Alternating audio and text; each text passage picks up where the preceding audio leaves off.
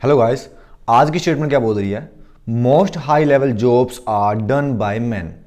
जो बहुत ज़्यादा हाई लेवल की जॉब्स होती हैं, जैसे कि किसी कंपनी का सीईओ, मैनेजर, डायरेक्टर वगैरह वगैरह, ये जॉब्स आदमियों के द्वारा की जाती हैं। Should government encourage a certain percentage of these jobs to be reserved for women?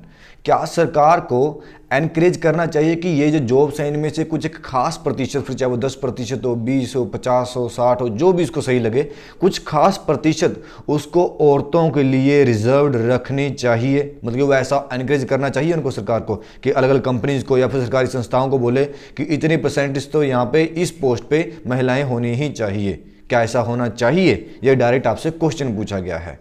अब इंट्रोडक्शन की बात पहले कर लेते हैं। जो उसने स्टार्टिंग में बोला है कि most of these high level jobs वगैरह वगैरह, उनको हम बोल सकते हैं कि सीनियर डेजिग्नेशंस। डेजिग्नेशन हम बोलते हैं पोस्ट को, या फिर आप सिंपली यहाँ पे पोस्ट भी बोल सकते हैं कि most of the senior post are occupied by males, या फिर वो मेल डोमिनेटेड हैं। आप यहाँ पे ये वर्ड भी यूज कर सकते हैं, most of the senior post are male dominated.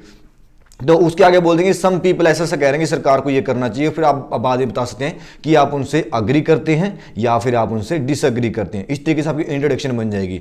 अब आपके ऊपर मैं 1 मिनट का टाइम देता हूं कि आपको बताना है आप इससे अग्री हैं तो क्यों हैं, और डिसअग्री हैं तो क्यों हैं। आपका टाइम शुरू होता है अब।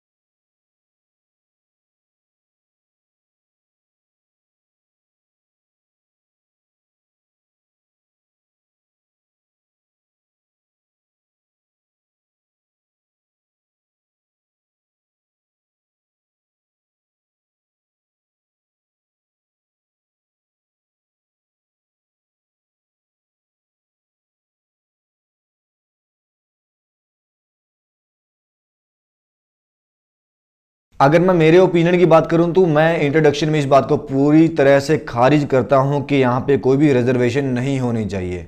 ऐसा मैं क्यों बोल रहा हूं?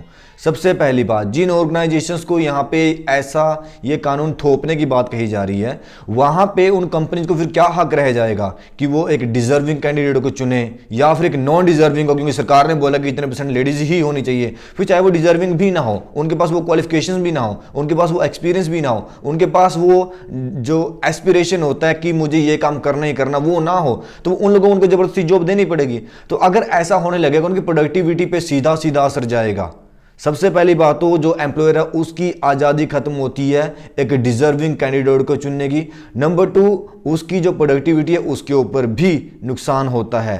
नंबर 3, अगर हम ऐसा एक कानून थोप देते भी हैं, सरकार एक ऐसा कानून थोप देती है, तो उसका कोई खास रिजल्ट निकलने नहीं वाला। वो क्यों नहीं निकलेगा? बिकॉज वो जिन कैंडिडेट को चुनेंगे वो डिजर्विंग कैंडिडेट्स नहीं होंगे, उनके पास मे बी वो क्वालिफिकेशन ना हो, उनके पास मे बी वो एक्सपीरियंस ना हो, तो वो काम क्या करेंगे? तो डायरेक्टली इनडायरेक्टली जिस भी तरीके से उनको पता लगने लग जाएगा कि हमें इनको वैल्यू नहीं देनी है, और वो लेडीज़ को पता चलने लग जाएगा कि हमारे यहाँ पे कोई वैल्यू नहीं, या तो खुद जॉब छोड़ देंगी या फिर उनको एक ना एक दिन किसी न किसी तरीके से बहाने से ही निकाल दिया जाएगा और इस कानून की धज्जियाँ उड़ जाएंगी। और जैसे ये कानून टूटता है तो वो फिर से क्रिमिनल बन जाते हैं कि उन्होंने कानून तोड़ा, कानून की उल्लंघना करी। तो ये गलत चीज़ है। मेरे ओपिनियन में अगर एक सुधार करना ही है तो वो एजुकेशन लेवल पे करना चाहिए। फर्स्ट ऑफ ऑल, अगर लेडीज को रिजर्वेशन देनी ही है तो वो पढ़ाई में दें, उनको फ्री ऑफ कॉस्ट स्टडी दें, ताकि अगर वो पैसे की वजह से नहीं पढ़ पा रही या फिर मौके की कमी की वजह से नहीं पढ़ पा रही तो वो ऐसी स्टडीज में जाएं जहां पे ज़्यादातर मेल्स ही देखने को मिलते हैं। जैसे कि अगर हमें इंजीनियरिंग की बात करनी है तो इंजीनियरिंग में जो लेडीज़ हैं वो ज़्यादातर कंप्यूटर की फील्ड में ही दिखाई देती हैं, वो सिविल में या इलेक्ट्रिकल में, मैकेनिकल में नहीं दिखाई देती। अगर लेडीज़ पढ़ाई वो चीज़ों की करने लग जाएं तो जाहिर सी बात है वो भी डिजर्विंग हो जाएंगी, तो उनको भी जॉब मिलेगी। मेरी सोल्यूशन यहाँ पे है, हमें करना ये चाहिए, ना कि ये कि हम कंपनीज में रिजर्वेशन रखें। रखना तो पढ़ाई में रखिए ना, उनको फ्री में एजुकेशन दीजिए, उनको एनकरेज कीजिए।